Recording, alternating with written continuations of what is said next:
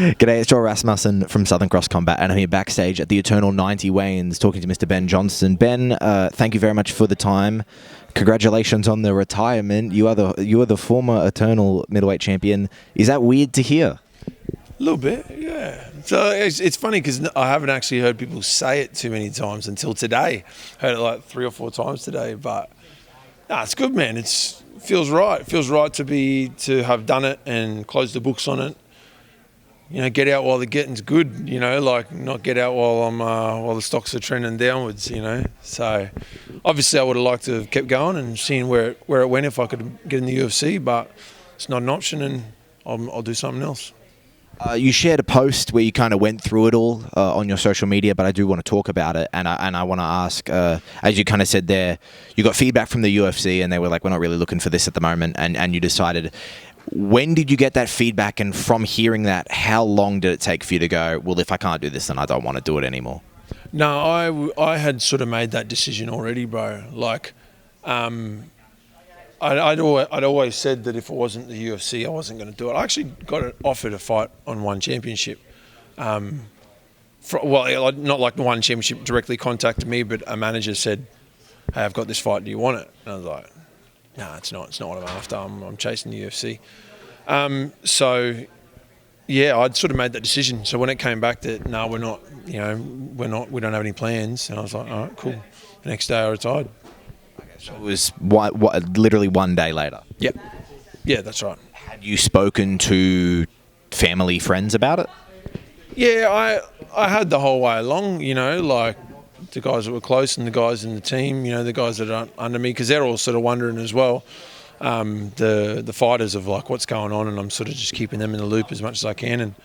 And obviously didn't say I'm going to retire, blah blah. I was just, you know. So people sort of had an idea of which way I was going. The people close, and even like John Martin and Darcy were both aware that, like, because I didn't want them to find out 3 weeks out from the fight that, you know, I'm vacating the belt, and then all of a sudden we're on for a 5-rounder, you know. So I was trying to be quite transparent with John Martin as well. Give him a ring and said, "Hey man, this is what I'm planning, just so you got a heads up." But yeah, I obviously wasn't posting about it, but people knew. Yeah. When that day before you announced it, when you get that kind of official no, what are the emotions? I know, like, the attitude was UFC or bust, but it can't feel good to hear that, but kind of what was the emotions after you got that? Like, you got told, I'm sorry, but no. Bro, it wasn't too bad. Like, because I spoke to Huge, and he was, you know, he sort of said, yeah, man, it sucks they said no. And I was a bit like, fuck. But also I was like, oh man, I finally know what's happening, you know, because for months, ever since I fought John Martin, I was like, I thought we're in, you know, and then the longer time goes on and, you know, yeah, mate, we like him, just, you know, just tell him to stay ready, you know, that sort of thing, for months and months and months until, you know, and then as time goes on, you're going, maybe this isn't coming, you know, so you sort of start to like come to terms with it, but also you're not sure and you're like in limbo, am I going to do this, am I going to do that, what am I going to do? And then when they came back and said they don't have plans, it's like, well, I know, like I have a definitive no, even though it's not the right answer, at least it's definitive, so I can make my decision based on that. And it was a relief. Obviously there's like some emotions attached to I will never have a reason to fucking there's probably been nothing that'll ever incite that. You know, you have big moments like getting married and having babies. You're not going to do that. You're going to get married and like start beating your chest in the middle, you know, in front of everybody. So there's probably never a reason to feel that. And that's like, there is nothing that's like that. So just like coming to terms with that, you have like a moment of being like, man, I'm never gonna do that again, you know. But it's all good, bro. Or maybe I'll do it from the outside of the cage. You know what I'm saying? You're watching the boys, so that's the rewarding too. So Muay Thai world title's got to feel good though. Muay Thai world title's great. Eternal champion is great, bro. There's like, I'm not trying to say that I didn't do, you know, I'm not grateful or proud of what I did, because I definitely am. This company is unbelievable. Eternal as a brand is unbelievable. And the WBC world title, man, that's the one. In Muay Thai, that is the one. Like, there's that or there's one championship. And, everyone wants that. If they're doing Muay Thai, they want that WBC green belt. And I was one of the first Aussies to be able to get it. I think it was like Steve McKinnon, Nathan Corbett, and then me. And then, that's, to me, I'll have that forever. It sits on the wall at the gym, and it's good to point to when you got the young fellas in the gym. It's like, hey man, keep working, I'm super proud of that. I'm super proud of everything that I've done in it. Yeah.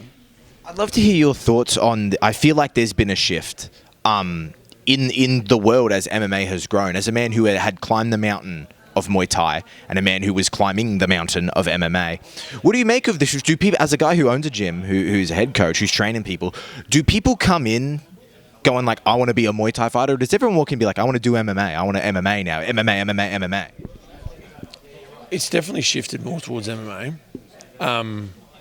A lot of people come and they're like, oh, I want to do Muay Thai, get a few fights, then do MMA. That's like, it seems, there's not as many people going, my goal is Muay Thai world champ. I think they sometimes people get on that path and then stay on that path, you know what I mean? But I don't think that was their whole goal. They start doing like, oh, I like this, and then I'll keep chasing and see where it goes. And then they're that far down the rabbit hole, they just keep seeing where it goes, But not as much as it used to be is people like, I want to be the Muay Thai guy. Still happens, absolutely. It's still a fucking crazy sport, and still worthwhile doing if that's what people choose. But it's definitely is trending more towards MMA.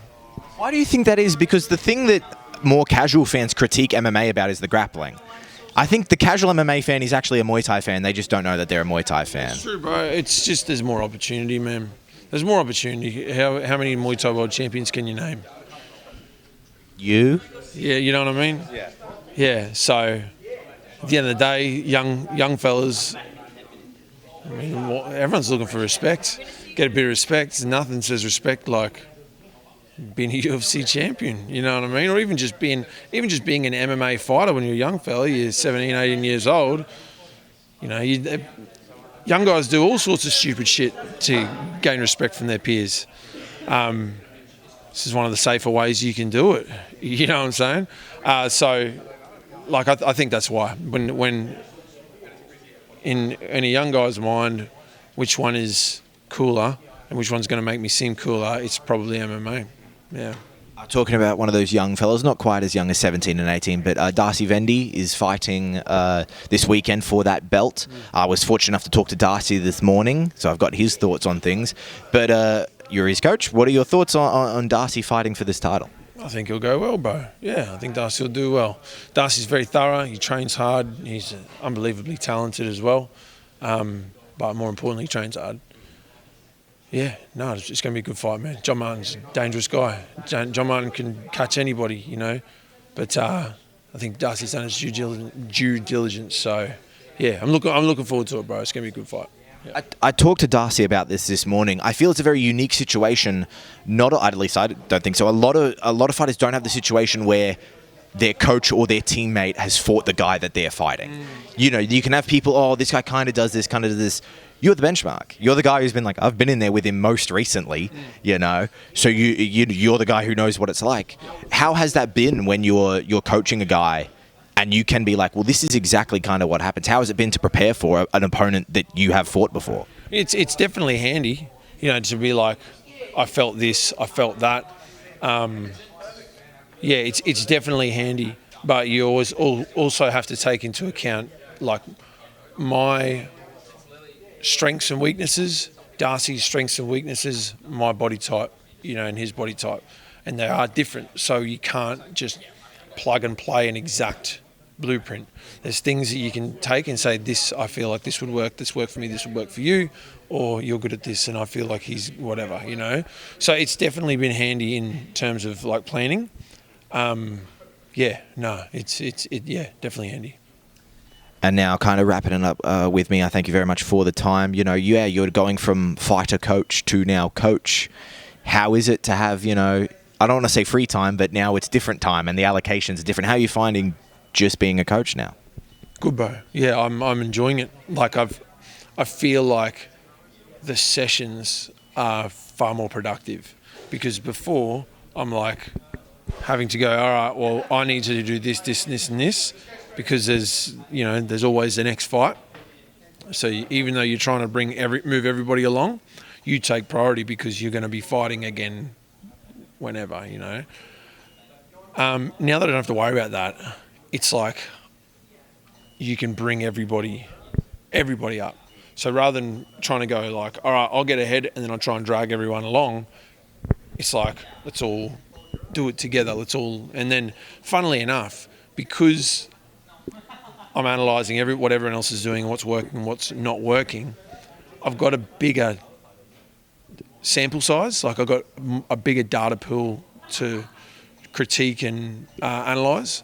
So tactics and techniques and that sort of thing that I was working on personally, that now I'm showing these guys and I'm watching them, I'm like, oh, that worked there, that didn't work there. You get way more data, So it's I feel like the whole overall training system and the approach to it is like rapidly evolving. I think the guys will agree as well. I feel like some days where one of the young guys is just like, man, I'm so tired from thinking all day, So that's what you want. The fitness comes and goes. You want that knowledge to be the main component. Since I'm now thinking about like bringing the team along, it's funnily enough, it's like improved my whole game, and yeah, I'm really enjoying it. Is this a real MMA retirement, or is this an MMA retirement or a real retirement, or are we going to see you in like 2 years? Bro, I'll never say never. You know what I mean? I have no plans. I'd sort of said jokingly, if I can like put on a heap of muscle, come back at light heavyweight. It's got to be something really exciting. If I'm gonna come back, it's got to be something really exciting, and not something that's going to take up my whole life again. So like, if I'm always fit, always training, and like just a great fight, an opportunity came up, I would think about it, But there is no plan for me to be like, yeah, I'm going to come back and I'm going to do this and this is whatever. So we'll see, but I'm 95% sure that I won't fight again. Well, no matter what the future holds, Ben, it's always a pleasure to talk to you, and it's been an absolute honour to watch your career. Thank you so much for the time. Thanks,